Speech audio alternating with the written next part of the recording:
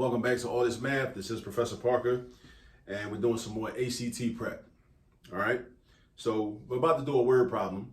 The actual word problem you can read along is in the description notes underneath of this video on YouTube. All right. So it states this. This year, 75% of the graduating class of Harriet Tubman High School, okay, shout out to the ancestor, Harriet Tubman, right? Harriet Tubman High School had taken at least 8 math courses. At least 8 math courses. So they could have took 8, could have took 9, 10, 11, any number, right? Bigger than 8. They took at least 8. They didn't take 7.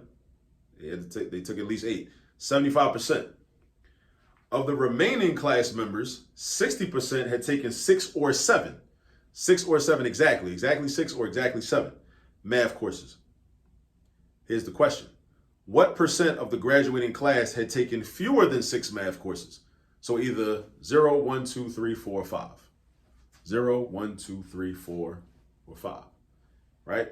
How do we figure that out? All right. Now let's think about this. This year, 75% of the graduating class took at least 8 math courses. Of the remaining class members, stop right there. The remaining class members, if 75% took at least 8, the remaining class members is how many? How many? The whole class is 100%. The whole class ain't 105%, it ain't 150%, it ain't 95%. The whole class is 100%. So we got 100%, right? Now, 75% of the class took at least 8 math courses. We're not worried about them though. Of the remaining students, so we get rid of them, that 75%, we get rid of them. That leaves us with 25%. 100% minus 75% leaves us with 25%. So out of that 25%, it says of the remaining class members. You got to be very careful when you read word problems. Very careful, right? You got to interpret correctly. Of the 25%, 60% took 6 or 7 math courses. 60% took 6 or 7 math courses.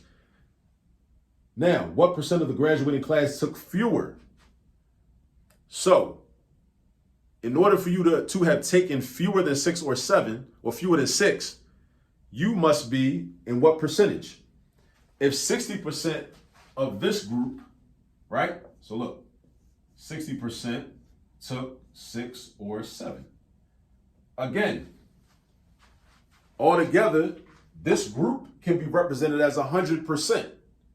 This whole group, anytime you got a whole group, that whole group is 100%. Even if that's a piece of a larger group, this still can be 100% of itself. So that means that 40% took less than 6. That's what it's asking for, right? Right, fewer than 6 math courses. So 60% took 6 or 7, 40% took less than 6. This is what we're looking for. We're looking for this amount, right? But what amount is that? What percentage is this of the whole class, though? That's the thing, of the whole class. So what you got to do is you got to say, okay, well, this part, this 40% is 25%. We're looking for 40% of 25%. That's what we're looking for. We're looking for 40% of 25% because we're looking for these people right here. These people, the less than 6 classes people, right? And they represent 40% of this 25%. Think about the word of. The word of means multiply. The word of means multiply. So the question is, what is 40% of 25%? What is 40% of 25%? So it's like this.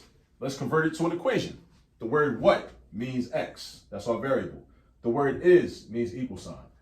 40% can be converted to decimal notation. 40%, you do 40 divided by 100. You get 0.4 of. That means you're multiplying, right? Multiplying by 25%. Convert that to decimal notation. 0.4 times 0.25. Right? So now, we throw that in the calculator or do the mental math. if these decimal points were here, we would do 4 times 25. That would be 100, but the decimal points are there. There are a total of 1, 2, 3 digits to the right of decimal points. That means in our answer, we have to move the decimal point 3 spaces over from 100, right? Notice what I did. I acted like the decimal points weren't there and just did 4 times 25 and got 100. Just as if I had like stacked the numbers on top of each other, used the standard algorithm for multiplying. And of course, if you use a calculator, it's going to give you straightforward 0.1, right? So it would be 0.1 anyway, right? So 0.1, right? But it's asking you for a percentage, not a decimal. So that means I have to convert this out of decimal notation into percent notation. How do you do that? You take the decimal and multiply it by 100. Multiply it by 100. So 0.10 times 100 is 10%. 10%. 0.10 times 100 is 10%. That's what we got. We got 10%. But this is a good question. Like you should try to really familiarize yourself with questions like this that challenge you to really think about, well, first they're word problems, so you got to read and comprehend, and then think about what they're asking you to do, right? Let's go back to it. This year, 75% of the graduating class took at least 8 math courses. Of the remaining class members, 60%, the remaining, 25% remaining. Think about the language, remaining. That means you take away the 75%. What's remaining? The 25%. 25% of the whole class took either 6 or 7 or less than 6. Well, it took less than 7. Either 6 or 7 or less than 6. 60% took 6 or 7. It tells you that in the problem. Of the remaining class members, 60% had taken 6 or 7. What percent of the graduating class had taken fewer than 6? Fewer than 6 is everybody left. How do I know this was 40%? How do I know that though?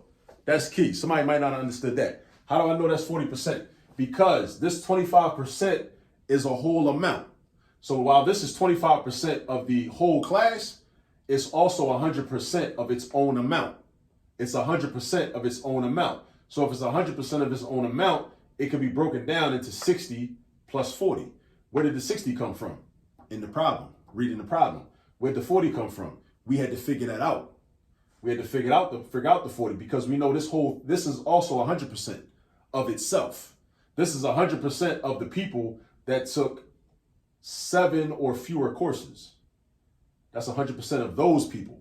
So if 60% took 6 or 7 classes, the less than 6 is everybody remaining. Just like up here, 25% was remaining. Now we got 40% remaining because 60 plus 40 is equal to 100. All right, so that's 40%. So now we want to know, in order to compare this to the entire class, what is 40% of 25%? And then that would tell us, well, and what's the point of figuring this out? Because if I want to know, okay, well, what percentage of the entire class took less than 6 classes? I want to know that because I don't want to know I want the straight facts. But sometimes you got to go through this work to figure it out. So now I know that 10% of the whole class took less than 6 courses. And if I wanted to know, okay, well, what percent of the whole class took 6 or 7 courses? I would do 60% of 25. That's what I would do, which would be like 15, be the other 15. Because look, this and this has to add up to 25% because it is 25%. If that's 10%, then ask yourself this, 10 plus what equals 25? 15. So these people must be 15% if these people are 10%. And that's another way we could have did the problem. I could have just figured out what is 60% of 25%, and that would have gave me 15%. And then since I know that the whole group is 25%, if this is 15, that only leaves me 10 left over. So again, you gotta just be familiar with these types of problems. You gotta just do a lot of problems like this, so they become like second nature to you. They become very familiar. All right. So yeah, don't let it intimidate you. Don't let it get you down. But just practice. Keep practicing. Keep practicing. Doing problems like this. That's how you get ready for the test. All right. Just keep doing problems like these. All right. And think through them. So that way, and do a bunch of them. So that way, when you see them, you'll immediately just know how to go in and how to get to the answer. All right. Keep practicing. I'll see you in the next video.